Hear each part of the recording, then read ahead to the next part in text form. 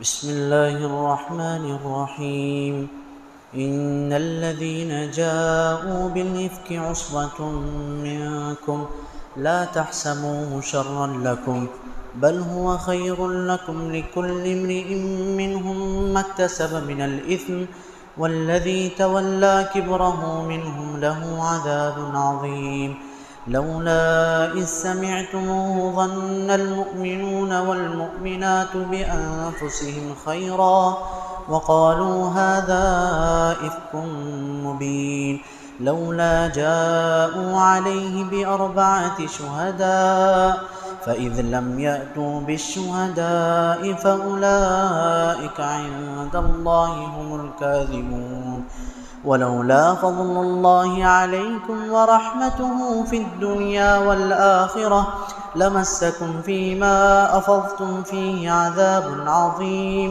إذ تلقونه بألسنتكم وتقولون بأفواهكم ما ليس لكم به علم وتحسبونه هينا وهو عند الله عظيم ولولا إذ سمعتموه قلتم ما يكون لنا أن نتكلم بهذا سبحانك هذا بهتان عظيم يعظكم الله أن تعودوا لمثله أبدا إن كنتم مؤمنين ويبين الله لكم الآيات والله عليم حكيم إن الذين يحبون أن تشيع الفاحشة في الذين آمنوا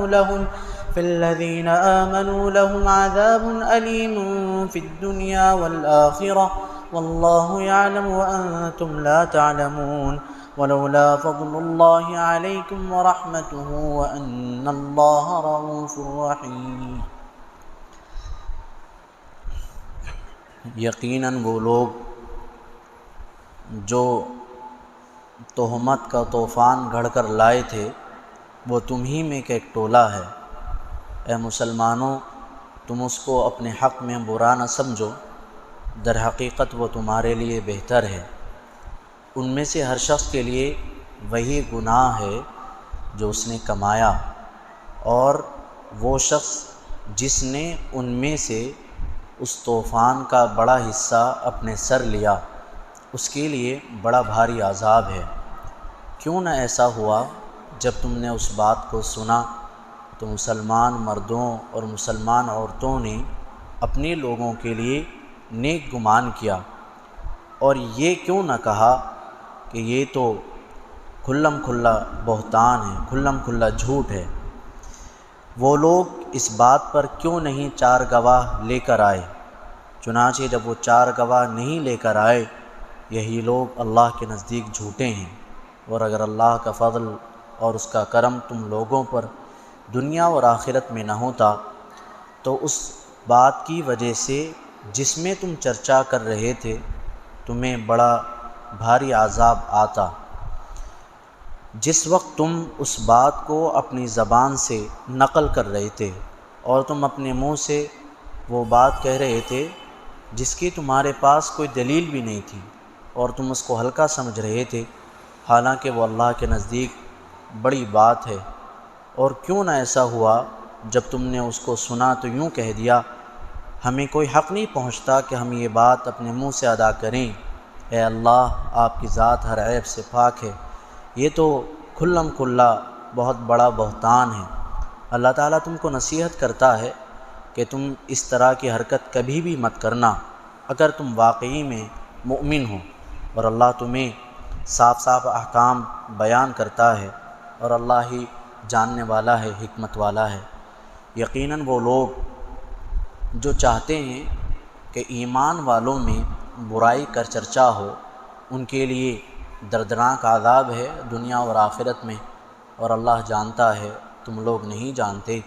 اور اگر اللہ کا فضل اور اس کی رحمت نہ ہوتی، اور بے شک اللہ تعالیٰ بڑا مہربان ہے، نہایت رحم والا ہے۔ سورہ نور چل رہی ہے۔ گزشتہ تفسیر کے موقع پر گزشتہ آیات میں تہمت لگانے والی حد کا بیان آیا کہ تہمت لگانے کی حد کیا ہوگی، اس کی سزا کیا ہوگی، اور شادی شدہ زنا کر لے اس کی سزا کیا ہوگی، غیر شادی شدہ زنا کرے اس کی سزا کیا ہوگی، یہ پچھلے سبق میں آیا تھا۔ آج کے سبق میں جو آیتیں میں نے پڑھی ہیں اس میں اللہ رب العزت والجلال نے بہت خاص واقعہ بیان کیا ہے، کیونکہ اس سے پہلے پتہ چل چکا ہے کہ تہمت لگانا کتنا بڑا جرم ہے، تہمت لگانے کی سزا کتنی بڑی ہے کہ اگر کوئی پاک دامن عورت پر غلط بات کا الزام لگاتا ہے تو اسے کوڑے لگائے جائیں گے۔ جب اتنی بڑی بات ہے تو آگے ایک واقعہ ہے، تاریخ اسلام کا ایک ایسا واقعہ ہے کہ اس واقعے نے اللہ کے نبی صلی اللہ علیہ وسلم کو بڑی تکلیف پہنچائی، نیک مسلمانوں کو بہت زیادہ صدمہ پہنچا، آپ کے اہل خانہ کو، آپ کے ازواج مطہرات کو، بالخصوص آپ کی نیک شریک سفر، ہر ایک نیک ہے لیکن ایسی نیک جس سے آپ کو بہت زیادہ پیار، جو بہت ساری خصوصیت میں بالکل ممتاز تھی، امی عائشہ رضی اللہ تعالی عنہا کے متعلق یہ آیات نازل ہوئی ہیں۔ امی عائشہ کو سب سے زیادہ تکلیف پہنچی۔ پہلے تھوڑا سا واقعہ بتلا دیا جائے تاکہ آپ کو آگے کی آیتیں سمجھنے میں آسانی ہو۔ اللہ کے نبی علیہ الصلوۃ والسلام جب مدینہ منورہ پہنچے ہیں، مدینہ منورہ پہنچنے کے بعد دین کی تبلیغ کرتے رہے، دین کا پیغام پہنچاتے رہے، اور دین بہت دور تک جانے لگا، پھیلا بہت زیادہ، بہت سارے نئے نئے لوگ ایمان لے کر آئے۔ لیکن مدینہ منورہ میں ایک ایسی جماعت تھی، ایک ایسا گروہ تھا جو مسلمانوں سے بظاہر تو دوستی والا معاملہ کہ آپ سے مل رہے ہیں تو ہم آپ کے ہیں، لیکن جب کافروں کے پاس جا رہے ہیں تو ان سے کہنا ہے کہ ہم تمہارے ساتھ ہیں، جسے منافق کہتے ہیں۔ ظاہر کچھ ہے، باطن کچھ ہے، زبان پر کچھ ہے، دل میں کچھ ہے۔ اور اس گروہ کا سردار، اس جماعت کا سردار تھا عبداللہ ابن ابی، جسے رئیس المنافقین، منافقوں کا سردار کہا جاتا ہے۔ سن 6 ہجری کا واقعہ، یعنی ہجرت کی اللہ کے نبی کو 6 سال ہو گئے۔ 6 سال میں ایک غزوہ، ایک جنگ ہوئی جس کا نام ہے غزوہ بنی مصطلق، جسے غزوہ مریسیع بھی کہا جاتا ہے۔ اس میں اللہ کے نبی صلی اللہ علیہ وسلم گئے۔ واپسی پر ایک جگہ پر پڑاؤ ڈالا، اللہ کے نبی اور آپ کے صحابہ نے ایک جگہ پر پڑاؤ ڈالا، قیام کیا۔ ہوا یہ رات کا آخری پہر تھا، لشکر میں اعلان ہوا کہ بھائی جس کو ضروریات سے فارغ ہونا ہو وہ جلدی فارغ ہو جائے، اب لشکر یہاں سے کوچ کرنے والا ہے، جانے والا ہے۔ امی عائشہ رضی اللہ تعالی عنہ کو ضرورت پیش آئی، آپ ضرورت پوری کرنے کے لیے تھوڑا دور چلی گئی۔ آج کل کی طرح تو راستوں میں انتظامات نہیں تھے، امی عائشہ دور چلی گئیں۔ آپ رضی اللہ تعالی عنہ کے گلے میں ایک قیمتی ہار تھا، وہ ہار کسی طریقے سے وہاں پر ٹوٹ گیا۔ رات کی تاریکی، جنگل کا سما ہے، جنگل کا ماحول ہے، روشنی کا کوئی انتظام نہیں۔ امی عائشہ اس ہار کو ڈھونڈنے لگی، ڈھونڈنے میں تاخیر ہو گئی۔ اب ادھر لشکر والوں کا اعلان ہو گیا کہ چلو کوچ کرتے ہیں۔ امی عائشہ رضی اللہ تعالی عنہ اونٹ پر بیٹھا کرتی تھی، لیکن بظاہر نے ایک ہودج بولتے ہیں، ایک سواری کی طرح ہوتا ہے، یعنی بیٹھنے کے لیے پردے کا نظم، جیسے پالکی بھی کہہ سکتے ہیں، دونوں لکڑی کا بنا ہوا ہوتا ہے، دونوں طرف پردے کا نظم ہوتا ہے، خاتون اس کے اندر بیٹھا کرتی تھی، امی عائشہ اس کے اندر بیٹھتی تھی۔ اور ہودج اٹھانے پر جو صحابہ معمور تھے، نگراں مقرر تھے کہ آپ کو اٹھا کر سواری پر رکھنا ہے، وہ بہت طاقتور صحابی تھے۔ امی عائشہ رضی اللہ تعالی عنہ چونکہ کم عمر تھیں، دبلی پتلی تھیں، آپ کا وزن زیادہ نہیں تھا، تو جب لشکر کی روانگی کا حکم ہوا، ان صحابہ نے، کیونکہ پردے کی آیات نازل ہو چکی تھی، پردہ اٹھا کر تو دیکھ نہیں سکتے تھے کہ اندر امی عائشہ آ گئی ہیں یا نہیں آ گئی ہیں، انہوں نے وہ اٹھایا تو انہیں محسوس نہیں ہوا کہ اندر کوئی ہے یا نہیں ہے، وہ اٹھا کر انہوں نے اونٹ پر رکھ دیا، لشکر روانہ ہو گیا۔ امی عائشہ بھی وہاں مصروف ہیں ہار ڈھونڈنے میں، جب ڈھونڈ کر آتی ہیں دیکھا لشکر آس پاس نہیں ہے، لشکر روانہ ہو چکا ہے۔ اللہ تعالیٰ نے امی عائشہ کو بڑا تحمل دیا تھا، بڑی صابرہ تھی اور بڑی سمجھدار، بڑی ذہین تھی۔ آپ پریشان نہیں ہوئی کہ ادھر ادھر لشکر کے پیچھے دوڑو، کہاں گیا ہے، کس طرف گیا ہے۔ ذہن میں یہ بات آئی اگر میں لشکر ڈھونڈنے گئی تو ہو سکتا ہے اور نہ بھٹک جاؤں، اس لیے میں یہیں پر بیٹھ جاتی ہوں۔ اللہ کے نبی کو جب پتہ چلے گا کہ میں ہودج میں نہیں ہوں تو یا تو خود واپس آئیں گے یا کسی کو بھیجیں گے۔ امی عائشہ بیٹھی رہیں۔ صبح کا وقت تھوڑا سا ٹھنڈی ہوائیں چلتی ہیں، امی عائشہ کو نیند آ گئی، چادر اوڑھ رکھی تھی، وہ اچھی ہوا، ماحول ایک دم ایسا تھا، امی عائشہ کو نیند آ گئی۔ اس زمانے میں یہ تھا کہ جب لشکر جاتا تھا تو ایک بندے کی ڈیوٹی یہ ہوتی تھی کہ وہ لشکر کے پیچھے آئے تاکہ لشکر کا کوئی سامان گر جائے، کہیں کوئی چیز گر جائے تو وہ اٹھا کر لیتا آتا رہے۔ کسی کے پیسے گر گئے، کسی کا کپڑا گر گیا، کسی کا زیور گر گیا، کسی کی تلوار گر گئی، کسی کا تیر گر گیا تو وہ اٹھا کر لے کر آئے۔ اس سفر میں حضرت صفوان بن معطل رضی اللہ تعالیٰ عنہ اس ڈیوٹی پر مقرر تھے۔ حضرت صفوان جب بھی آئے دیکھنے کے لیے تو آپ کو دیکھا دور سے کچھ نظر آیا، لیکن دور سے اندازہ نہیں ہو سکے کون ہے، یہ کیا ہے۔ جیسے ہی آئے امی عائشہ کے چہرے سے وہ چادر ہٹ چکی تھی، نیند آ گئی، کوئی باقاعدہ یعنی بالارادہ تو نہیں سونے کی نیت سے نہیں لیٹی تھی، بیٹھی تھی، اچانک نیند آ گئی۔ حضرت صفوان نے پردے کی آیات نازل ہونے سے پہلے امی عائشہ کو دیکھا ہوا تھا، تو جیسی چہرے پر نظر پڑی ایک دم پھیر لی نگاہیں اور امی عائشہ کو پہچان لیا اور فوراً تیز سے پڑھا انا للہ و انا الیہ راجعون۔ امی عائشہ کے کانوں میں جیسے بات پڑی، انا للہ کی آواز پڑی، فوراً بیدار ہو گئے اور ایک دم پردہ کر لیا۔ حضرت صفوان سائیڈ میں ہو گئے، انہوں نے اونٹ بٹھایا، امی عائشہ بیٹھ گئیں۔ حضرت صفوان رضی اللہ تعالیٰ نکیل پکڑ کر آنے لگے۔ لشکر میں ایک وقت آیا، پہنچ گئے۔ اس سفر میں عبداللہ ابن ابی بھی موجود تھا، منافقوں کا سردار، اسے موقع مل گیا۔ اس نے امی عائشہ رضی اللہ تعالیٰ عنہ کے متعلق زبان سے وہ بات کہی، ایک غیرت مند مسلمان ان کلمات کو کہہ نہیں سکتا۔ امی عائشہ کے متعلق وہ بات کہی، صحابہ میں، مسلمانوں میں چرچا ہونے لگا، مدینہ منورہ آ گئی۔ امی عائشہ کو ابھی کچھ خبر نہیں کہ کیا ہوا۔ امی عائشہ بعد میں بتاتی ہیں کہ حضور کا تھوڑا سا رویہ بدل گیا تھا، لیکن میں پہچان نہیں سکی۔ حضور گھر آتے، سلام کرتے، خیریت پوچھتے کہ ٹھیک ہو، کسی چیز کی ضرورت تو نہیں، اتنا کہتے، خیر خیریت لیتے، واپس چلے جاتے۔ کئی دن ہو گئے، میں پہچان نہیں سکی کہ اللہ پتہ نہیں کیا بات ہے، اللہ کے نبی اس طریقے کا معاملہ کیوں کر رہے ہیں۔ ظاہر سے بات ہے، گھر میں رہنے والے خاتون ہیں، انہیں معلوم تو نہیں باہر کیا ہو رہا ہے۔ ایک دن حضرت عائشہ تھوڑا سا بیمار بھی ہو گئی تھی، اتفاق ہے کہ سفر سے آئیں، تھکی ہوئی تھیں، اور کیا کہتے ہیں اس انداز سے ٹھنڈ لگ گئی ہے، کیا معلوم بیمار بھی پڑ گئیں۔ تو امی عائشہ ضرورت جیسے قضاء حاجت کے لیے جاتے ہیں، بیت الخلاؤں کا تو نظم نہیں تھا، لوگ گھروں سے باہر جنگل جایا کرتے تھے اپنی حاجت پوری کرنے کے لیے۔ ایک صحابیہ ہیں ام مصطح رضی اللہ تعالیٰ عنہ، ام مصطح، بیٹے کا نام مصطح ہے، مصطح کی والدہ۔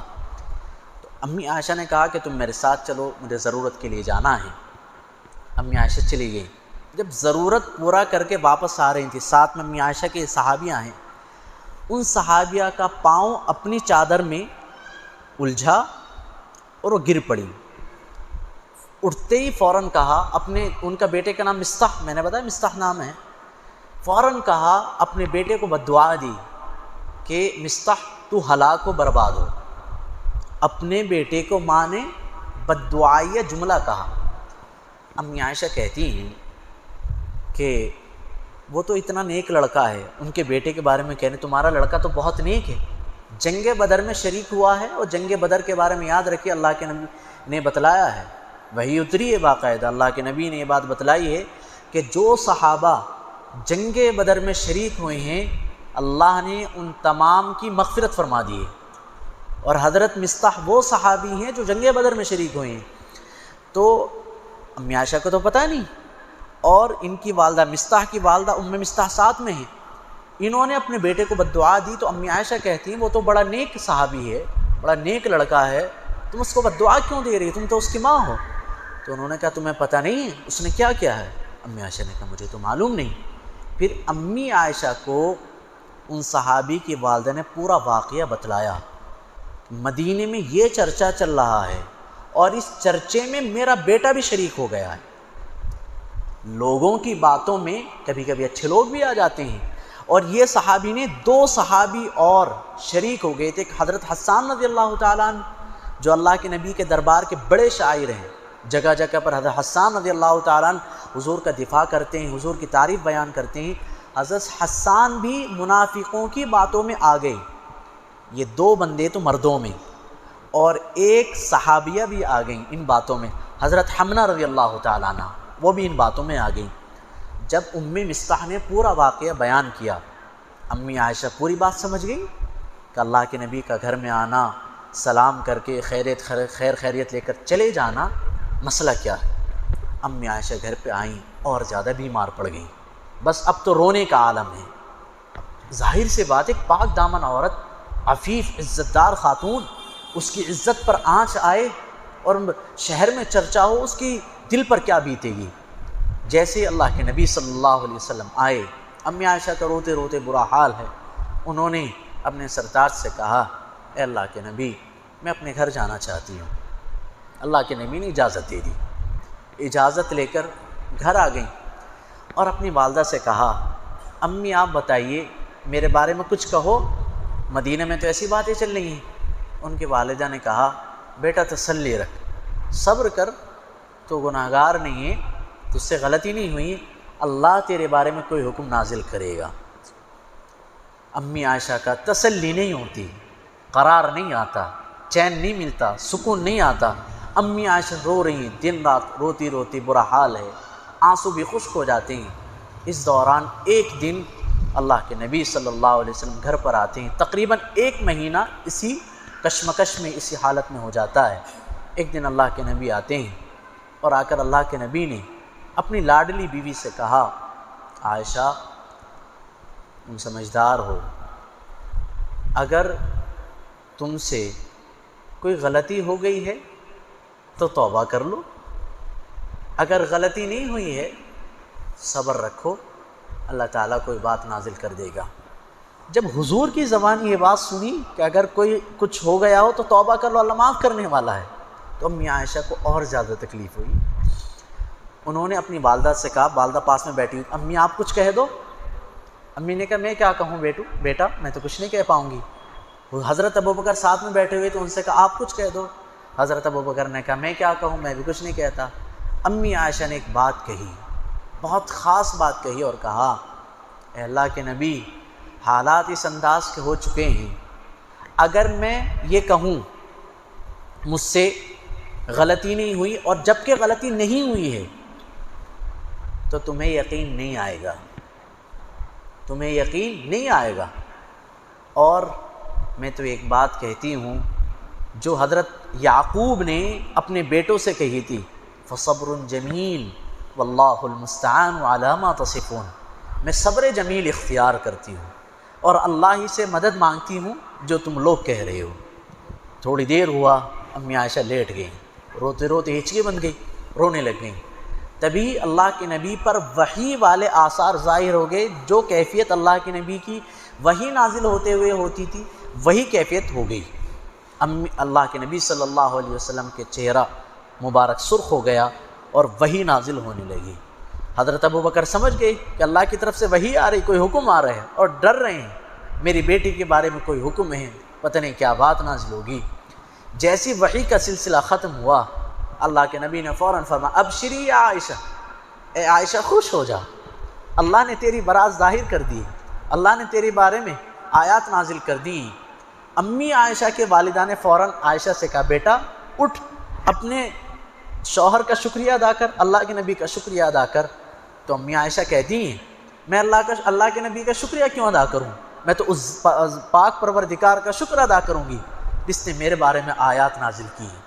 تو یہ آیتیں اس بارے میں نازل ہوئیں، امی عائشہ کے بارے میں، اور امی عائشہ کہتی تھیں کہ جب یہ حالات ہوئی مجھے اتنا تو تھا کہ میں پاک دامن ہوں، اللہ میرے بارے میں ضرور کوئی بات نازل کرے گا، لیکن مجھے یہ نہیں پتا تھا کہ قرآن کی آیات نازل کرے گا اللہ تعالیٰ، جو آیتیں قیامت تک پڑھی جائیں گی، اللہ نے میرے بارے میں آیات نازل کر دی۔ تو اس انداز کا یہ بہت خطرناک واقعہ ہوا، اور تاریخ میں لکھا ہوا ہے، سیرت نگاروں نے لکھا ہے کہ یہ ایسا واقعہ تھا کہ اللہ کے نبی کو سب سے زیادہ اس واقعے سے تکلیف پہنچی ہے، آپ کے ازواج مطہرات کو۔ اور اسی درمیان ایسا ہوا جب ابھی وحی نازل نہیں ہوئی تھی، ایک دن اللہ کے نبی صلی اللہ علیہ وسلم نے صحابہ کو جمع کیا۔ حضرت علی رضی اللہ تعالیٰ عنہ اور اسامہ رضی اللہ تعالیٰ عنہ آپ کے بہت خاص تھے، ان سے مشورہ کیا مجھے کیا کرنا چاہیے، عائشہ کے بارے میں تم کیا کہتے ہو؟ حضرت اسامہ رضی اللہ تعالیٰ عنہ نے کہا، یہ غالباً حضرت زید تھے، کہ اللہ کے نبی وہ تو پاک عورت ہیں، پاک دامن ہیں، ان سے غلطی تو سرزد ہو ہی نہیں سکتی۔ اور حضرت علی رضی اللہ تعالیٰ عنہ نے کہا آپ کو تسلی دینے کے لیے، اے اللہ کے نبی آپ کیوں پریشان ہوتے ہو؟ آپ کے لیے عورتوں کی کمی ہے کیا؟ اللہ تعالیٰ اور کوئی انتظام کر دے گا، آپ پریشان کیوں ہوتے ہو؟ پھر کسی نے کہا کہ حضرت عائشہ کی ایک باندی ہے، کنیز ہے، حضرت بریرہ رضی اللہ تعالیٰ عنہ، ان سے معلوم کر لو کہ وہ بتائیں گے، باندی کو سب پتہ ہوتا ہے۔ اللہ کے نبی نے حضرت بریرہ سے معلوم کیا کہ عائشہ کے بارے میں تم کیا کہتی ہو؟ انہوں نے کہا میں نے امی عائشہ میں کبھی کوئی غلط بات نہیں دیکھی، ہاں بس اتنا دیکھا ہے کم عمر ہیں، آٹا گوندتی ہیں، آٹا گوندھ کر رکھ دیتی ہیں اور نیند آ جاتی ہے سو جاتی ہیں، میں نے بس اتنا دیکھا ہے۔ اللہ کے نبی صلی اللہ علیہ وسلم، خیر یہ عرصہ گزرا، یہ آیات نازل ہوئیں۔ اب آیات کا ترجمہ دیکھیے اور اللہ تعالیٰ کی شان دیکھیے، کس انداز سے ایک عورت کی پاکیزگی کو اللہ تعالیٰ نے بیان کیا ہے۔ اور مقصد یہ ہے کہ کسی بھی پاک دامن عورت پر کوئی الزام نہ لگائیں، کوئی تہمت نہ لگائیں۔ اگر آپ نے گناہ کرتے ہوئے دیکھا ہے 4 گواہ پیش کیجئے، اگر 4 گواہ نہیں ہیں تو آپ خاموش رہیں، آپ کو کوئی حق نہیں پہنچتا کہ کسی کے بارے میں گناہ کا چرچا کریں۔ اللہ پاک فرماتے ہیں ان الذین جاؤوا بالافک عصبۃ منکم، وہ لوگ جو یہ تہمت کا طوفان جنہوں نے برپا کیا تھا وہ تمہیں میں کی ایک جماعت ہے۔ ایک عبداللہ ابن ابی اور یہ 3 صحابی جو مسلمان تھے، یہ بھی ان کی باتوں میں آگے کہ تمہیں میں کے ایک لوگ ہیں، لا تحسبوا شرا لکم، تم اس کو اپنے حق میں برا نہ سمجھو۔ تکلیف تو پہنچی ہے، لیکن اس تکلیف کے نتیجے میں ایک تو پتہ چل گیا تمہارا اپنا کون ہے اور غیر کون ہے۔ غیر کا پتہ چل گیا عبداللہ بن ابی یہ منافق ہے، اپنوں کا پتہ چل گیا کہ جو آ گئے تھے انہوں نے توبہ کر لی، اور جو میں تکلیف پہنچی ہے اللہ نے اس پر تمہیں ثواب بھی دیا ہے۔ آگے فرماتے ہیں بل هو خیر لکم، بلکہ یہ تو تمہارے لیے بہتر ہوا، اور ہر بندے کے لیے وہی گناہ ہے جو اس نے کیا۔ عبداللہ ابن ابی نے زبان سے، اصل تو وہ تھا، اس نے لوگوں کو ورغلایا، لوگوں کو بہکایا، سب سے زیادہ گناہ اس کا۔ اور جس نے دل سے برا سمجھا، جس نے شک کیا کہ پتہ نہیں غلط کیا نہیں کیا، اس کو اتنا گناہ، جس نے ایک بات کو دوسری جگہ نقل کیا اس کو اتنا گناہ۔ یعنی جس نے اس برائی کے پھیلانے میں جتنا حصہ لیا تھا اتنے حصے کے برابر اسے گناہ ملے گا۔ اور آپ ذرا سا اس تفسیر سے ہٹ کر ایک واقعہ آپ کو بتلائیں کہ برائی پھیلانا آسان تو ہوتا ہے، لیکن جس کے بارے میں الزام لگاتے ہیں اس کی عزت تار تار ہو جاتی ہے۔ ایک جگہ پر ایک بڑے میاں کا اور ایک نوجوان کا جھگڑا ہو گیا، بحث ہو گئی، آپس میں جھگڑا ہوا، نوجوان چلا گیا۔ بوڑھے آدمی کو غصہ تھا کہ مجھے اس سے بدلہ لینا ہے، لیکن بوڑھا آدمی کمزور ہے، جوان سے کیسے بدلہ لے گا؟ اگر میں مارتا ہوں تو ہو سکتا ہے وہ پلٹ کر نہ مار دے، لیکن وہ اس فراق میں تھا کہ مجھے اس نوجوان سے بدلہ لینا ہے کیونکہ اس نے میری بے عزتی کی ہے، اس نے مجھ سے جھگڑا کیا ہے۔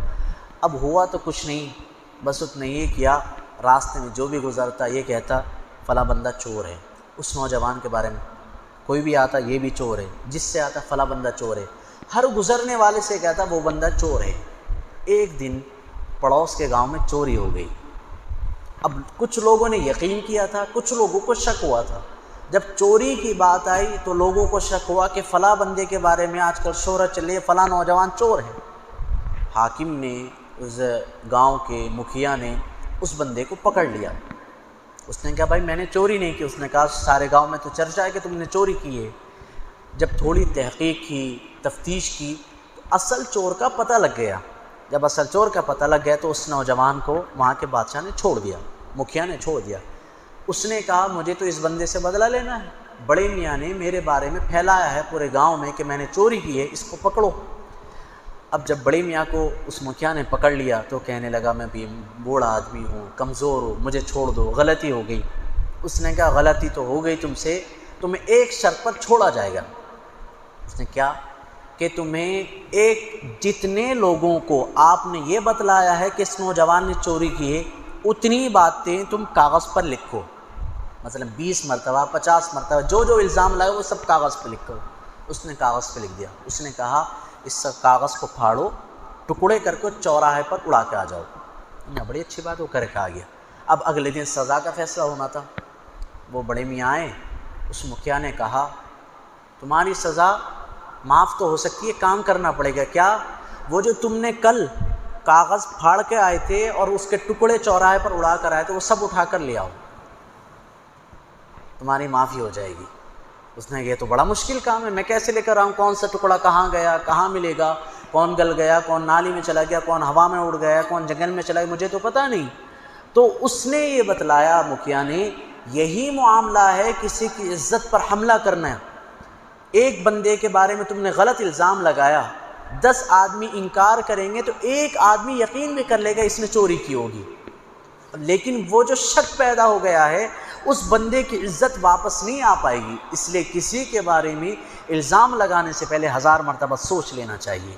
تو یہاں پر یہ الزام لگایا، اللہ پاک فرماتے ہیں والذی تولی کبرہ منہم لہ عذاب عظیم، ان لوگوں میں سے جس نے اس طوفان کا بڑا حصہ برپا کیا تھا۔ سب سے بڑا الزام کس نے لگایا؟ اس یعنی تہمت کو پھیلانے والا کون تھا؟ عبداللہ بن ابی، منافقوں کا سردار۔ سب سے بڑا اس کے لیے گناہ ہوگا، لہو عذاب عظیم، اس کے لیے بڑا بھاری عذاب ہے۔ اب مسلمانوں کے بارے میں اللہ پاک فرماتے ہیں ایسا کیوں نہیں کیا؟ لولا اذ سمعتموہ، جب تم نے یہ بات سنی تھی تو مسلمان مرد اور مسلمان عورتیں مدینہ میں جتنے بھی ہیں اپنے لوگوں کے بارے میں نیک گمان کرتے۔ بھائی اگر اس نے الزام لگایا تو سمجھے الزام تو غلط ہے، اور کیوں نہیں آ سے کہا ھذا افک مبین، یہ تو کھلم کھلا جھوٹ ہے، ایسا تو ہو نہیں سکتا، یہ بات مسلمانوں نے کیوں نہیں کہی؟ اور آگے کہا لولا جاءوا علیہ باربعۃ شہداء، ان لوگ جو الزام لگا رہے ہیں یہ 4 گواہ کیوں نہیں لے کر آئے؟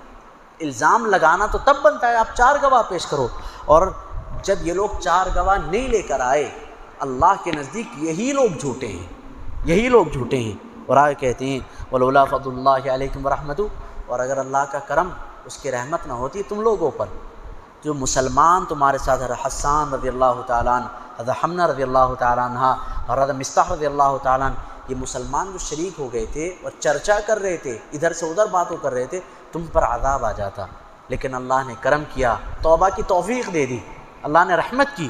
اور آگے کہتے ہیں استلقونہ بألسنتکم، جب تم اپنی زبانوں سے یہ بات نقل کر رہے تھے، اس نے یہ کر لیا، اس نے یہ کر لیا، اور اپنے منہ سے یہ بات ہلکا سمجھ رہے تھے۔ اور آج کل یہی ہوتا ہے جب کسی کا اسکینڈل بنتا ہے نا کہ فلاں فلاں کے ساتھ پکڑا گیا، فلاں نے فلاں کے ساتھ منہ کالا کر لیا، فلاں نے فلاں کے ساتھ غلط کام کر لیا، لوگ میسیج کو، خبر کو فارورڈ کرنا بڑا ہلکا سمجھتے ہیں، ذرا سے انگلی ٹچ ہوتی 1000 لوگوں کو میسیج فارورڈ ہوتا ہے۔ اللہ پاک فرماتے ہیں وَتَحْسَبُونَهُ هَيِّنًا، تم اس کو ہلکا سمجھ رہے تھے، وَهُوَ عِندَ اللَّهِ عَظِيمٌ، لیکن اللہ کے یہاں بڑی بھاری بات تھی، بہت بڑی بات ہے۔ لولا اذ سمعتموہ قلتم ما یکون لنا ان نتکلم بہذا، جب تم نے یہ بات سنی تھی تو تمہیں کہنا چاہیے تھا، ہمیں کوئی حق نہیں پہنچتا یہ بات کہیں۔ انہوں نے کہا، جنہوں نے کہا، لیکن ہمیں کوئی حق نہیں پہنچتا یہ بات اپنے منہ سے ادا کریں۔ سبحانک ھذا بہتان عظیم، اے اللہ تیری ذات پاک ہے، یہ تو بہت بڑا بہتان ہے۔ اور جب حضرت عمر رضی اللہ تعالیٰ عنہ کو امی عائشہ کے بارے میں یہ بات پتہ چلی، انہوں نے سنتے ہی فوراً کہا ھذا بہتان عظیم، یہ تو کھلم کھلا بہتان ہے، یہ تو سری جھوٹ ہے، سری بہتان ہے۔ حضرت عمر رضی اللہ تعالیٰ عنہ نے یہ بات کہی۔ آگے کہتے ہیں یعظکم اللہ ان تعودوا لمثلی ابدا، اللہ تم کو نصیحت کرتا ہے اب تو کر لی حرکت، آئندہ اس طرح کی حرکت کبھی بھی مت کرنا۔ اگر تم سچ مچ مسلمان ہو، سچ مچ مسلمان ہوگے تو آئندہ اس طرح کی حرکت نہیں کرو گے۔ وَيُبَيِّنُ اللَّهُ لَكُمُ الْآيَاتِ، اللہ تمہیں صاف صاف باتیں بتلاتا ہے، صاف صاف احکام بتلاتا ہے۔ واللہ علیم حکیم، اللہ جاننے والا ہے، حکمت والا ہے۔ آگے کہتے ہیں ان الذین یحبون ان تشیع الفاحشۃ فی الذین آمنوا، جو لوگ یہ چاہتے ہیں کہ مسلمانوں میں برائی کا چرچا ہو، گناہ پھیلے، بے حیائی پھیلے، جیسے عبداللہ ابن ابی، اس نے چاہا تھا کہ مسلمانوں میں برائی کا چرچا ہونا چاہیے۔ لہم عذاب علیم فی الدنیا والآخرہ، ان کے لیے دنیا میں بھی دردناک عذاب ہے اور آخرت میں بھی دردناک عذاب ہوگا۔ واللہ یعلم وانتم لا تعلمون، اللہ جانتا ہے، تم لوگ نہیں جانتے۔